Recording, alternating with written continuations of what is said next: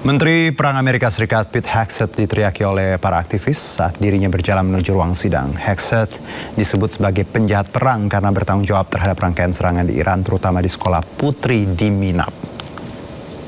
Have you no shame? You are a war criminal and you will be tried.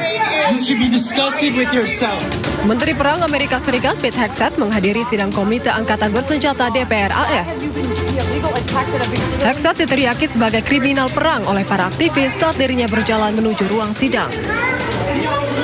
Para aktivis mempertanyakan keputusan Menteri Perang meluncurkan serangan ke sekolah putri di Minab, Iran, hingga keputusannya untuk melanjutkan perang. Mereka juga menyebut bahwa Hegseth pantas untuk ditangkap. How many American service members have to die for Israel? Diketahui Komite Angkatan Bersenjata DPR AS menggelar sidang dengar pendapat dengan Menteri Perang Pete Hegseth terkait dengan perang Iran di Gedung Capitol Washington DC, Amerika Serikat pada hari Rabu. Presiden Amerika Serikat Donald Trump akan meminta persetujuan Kongres untuk memperpanjang operasi militer terhadap Iran. Tenggat waktu 60 hari untuk melancarkan operasi militer ke Iran berakhir pada 1 Mei. Jika terlampaui, maka Amerika harus menarik pasukan militernya pulang.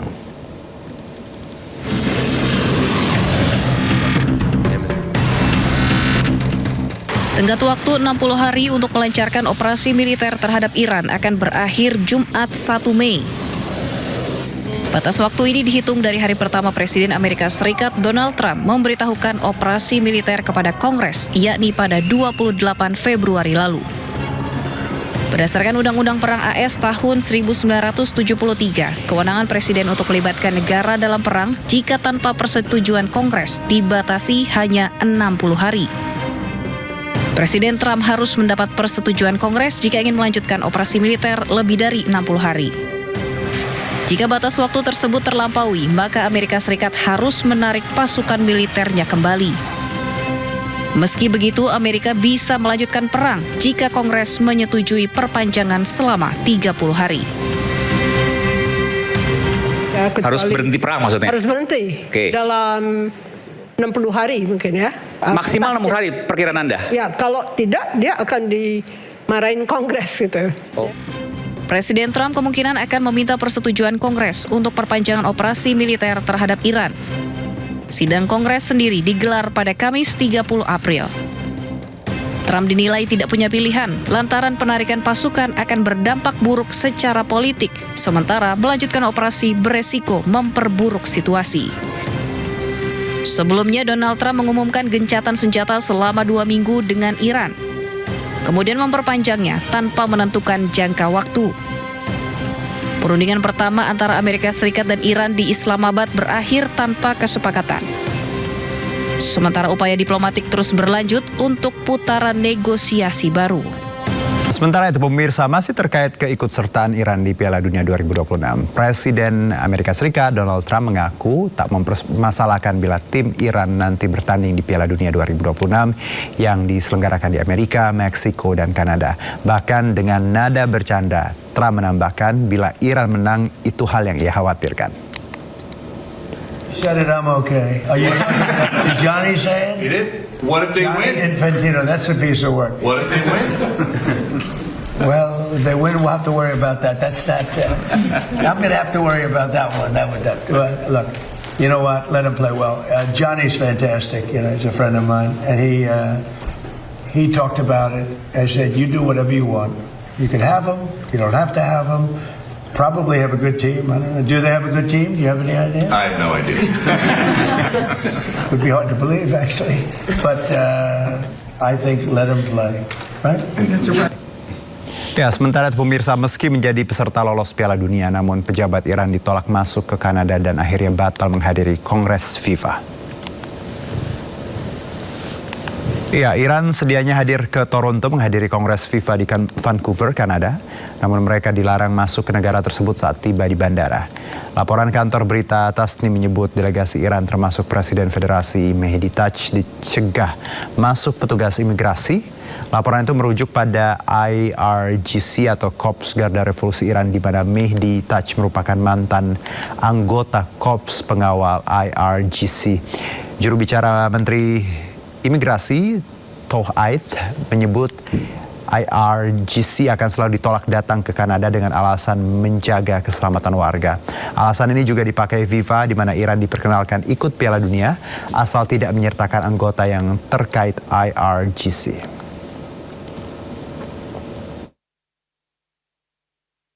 Ya, Kongres FIFA di Kanada panas. Presiden Asosiasi Sepak Bola Palestina Jibril Rajob menolak berjabat tangan dengan pejabat sepak bola Israel Basim Sheikh Suliman. Ya, inilah momen ketegangan yang terjadi di Kongres FIFA Kanada. Ketegangan melibatkan Presiden Asosiasi Sepak Bola Palestina Jibril Rajob dengan pejabat sepak bola Israel Basim Sheikh Suliman. Federasi Sepak Bola Palestina menolak berfoto dengan Federasi Israel. Momen penolakan foto ini terjadi setelah keduanya berpidato di hadapan para delegasi. Presiden FIFA Gianni Infantino kemudian mengundang keduanya berdiri di panggung, namun Rajob menolak ajakan tersebut dan terus menolaknya dalam berbagai upaya.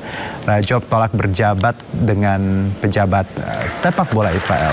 Bahkan Rajob berteriak, "Kami menderita, kami menderita," sambil menolak dengan halus ajakan Presiden FIFA Infantino, "Free Palestine."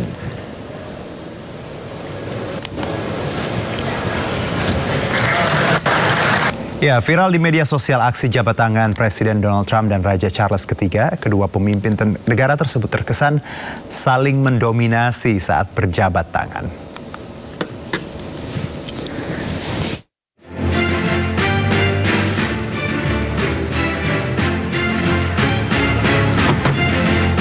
Saat dirinya tiba, kepala kerajaan Inggris tersebut disambut oleh Donald Trump dengan jabatan tangan khasnya. Gaya jabat tangan Donald Trump yang cukup agresif memang terkenal dengan sebutan power move. Dengan menarik tangan lawannya ke arahnya, jabat tangan ini merupakan bentuk dominasi. Namun kali ini, sepertinya Trump menemui lawan yang sepadan. Raja Charles terlihat menahan posisinya sehingga tidak tertarik ke arah Trump. Bahkan menarik kembali ke tangannya.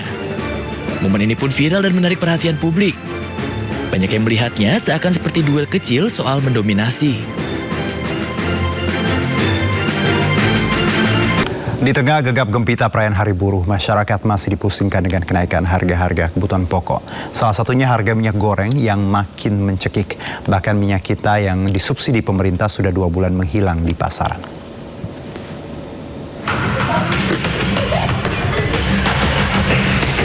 Sudah 2 bulan minyak goreng membuat pusing para ibu. Di pasar atas baru Cimahi, Jawa Barat, minyak kita subsidi yang diandalkan warga menengah bawah menghilang dari pasaran. Beralih ke minyak goreng kemasan premium atau minyak goreng curah pun bukan pilihan mudah, lantaran harganya sudah meroket.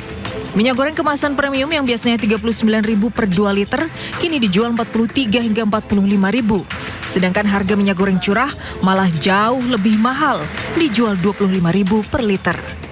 Ya, harapan pemerintah ya, kalau saya, menurut saya diturunin lah kalau bisa gitu.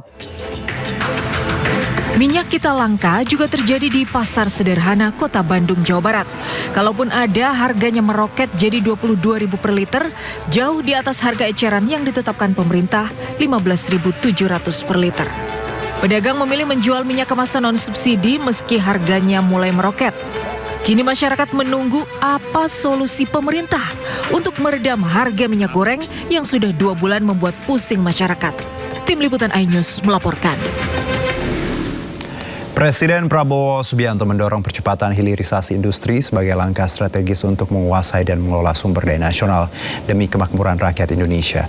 Menurut Presiden, proyek hilirisasi yang dijalankan mulai dari sektor energi, mineral hingga pertanian sebagai bagian dari upaya memperkuat struktur ekonomi nasional.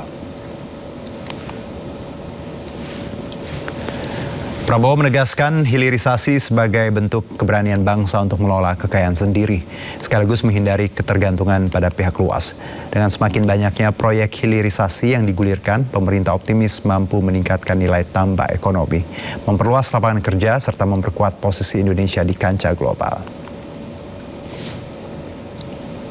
Ini kan kita olah semua nikel, boksit, bahkan batu bara, bahkan komoditas pertanian kita mau olah supaya nilai tambah ada di Indonesia, supaya kita bisa tambah makmur, kita bisa, dan kemakmuran itu harus ke rakyat. Yang kaya tidak boleh 0,1% di atas. Kita terbuka. Indonesia harus untuk semua. Yang kuat monggo. Kita tidak anti orang kaya. Tapi orang kaya harus nasionalis. Bangsa Indonesia bukan ladang dan sawah untuk diambil kekayaannya dibawa ke luar negeri. Saya ulangi, bangsa Indonesia tidak mau jadi sawahnya orang lain, tidak mau jadi ladangnya orang lain. Bangsa Indonesia ingin kekayaan Indonesia di tangan, dinikmati oleh rakyat Indonesia.